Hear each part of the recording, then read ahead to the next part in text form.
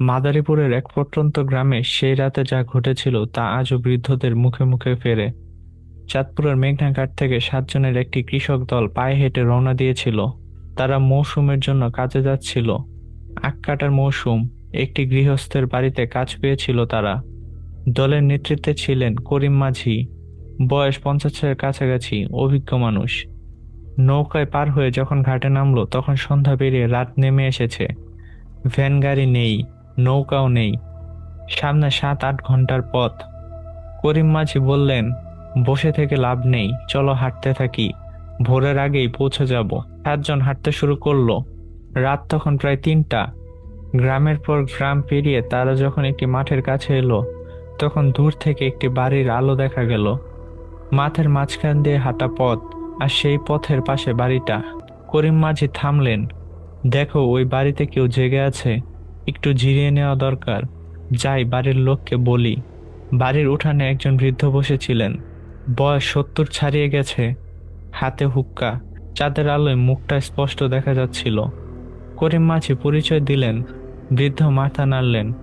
আসো বাবা, সামনের ঘরে থাকো, আমি আর বুড়ি দুজনেই আছি এই বাড়িতে। তারপর তিনি ভেতরে গেলেন।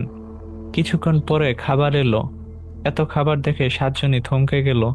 পোলাও, মাংস, মিষ্টি, দই, যেন কোনো বিয়ে বাড়ির আয়োজন। গ্রামের কৃষকরা বছরে একবারও এমন খাবার পায় না। করিম মাঝি মনে একটু সন্দেহ হলো। তিনি বললেন, এত রাতে এত খাবার কোথায় পেলেন? কিন্তু বাকিরা অপেক্ষা করলো না। ক্লান্তি আর ক্ষুধা একসাথে চেপে ধরেছিল। সবাই মিলে পেট ভরে খাওয়া শুরু করলো। খাওয়ার পর তাদের যে ঘরে নিয়ে যাওয়া হলো সেটা আরো অবাক করার মতো। দোতলা পাকা বাড়ি, দুটো খাট, বিছানা পাতা। করিম মাঝি ভাবলেন, এই গ্রামের বাড়িতে এমনও বাড়ি আছে। কিন্তু ক্লান্তিতে চোখ বন্ধ হয়ে আসছিল। শুয়ে পড়তেই ঘুম এলো। ফজরের আজানের শব্দে করিম মাঝি চোখ খুলল। উপরের দিকে তাকিয়ে দেখলেন আকাশ। তিনি চমকে উঠলেন। ঘরের ছাদ নেই, চারদিকে ফসল কাটা শেষ হওয়া মাঠ। মাঝখানে একটা বিশাল শিমুল গাছ, আর তার নিচে 7 জন মানুষ শুয়ে আছে, মাটির ঢেলার উপর মাথা রেখে। বিছানা, বালিশ, ঘর কিছুই নেই। করিম মাঝি সবাইকে ডেকে তুললেন। কেউ কিছু বুঝতে পারছিল না। তারা খুঁজতে শুরু করলো সেই বাড়ি কোথায়। গ্রামের লোককে জিজ্ঞেস করতে গিয়ে দেখলেন কেউ কিছুই বলতে পারছে না। এই চারপাশে এমন কোনো দোতলা বাড়ি নেই। তারপর একজন বলল, আমার পেটটা অদ্ভুত লাগছে। বাথরুমে গিয়ে ফিরে এসে মুখ কুঁচকে বলল, পেটের ভেতর থেকে মাটি বের হচ্ছে। কাছে মসজিদের ইমাম সাহেব সব শুনলেন। তোমরা কাল রাতে যা খেয়েছো সেটা খাবার ছিল না, সেটা ছিল মাটি।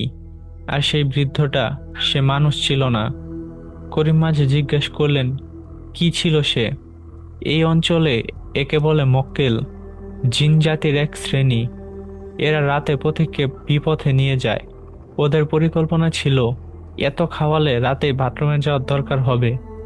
আর যখন একজন একজন করে একা বাইরে যাবে তখন।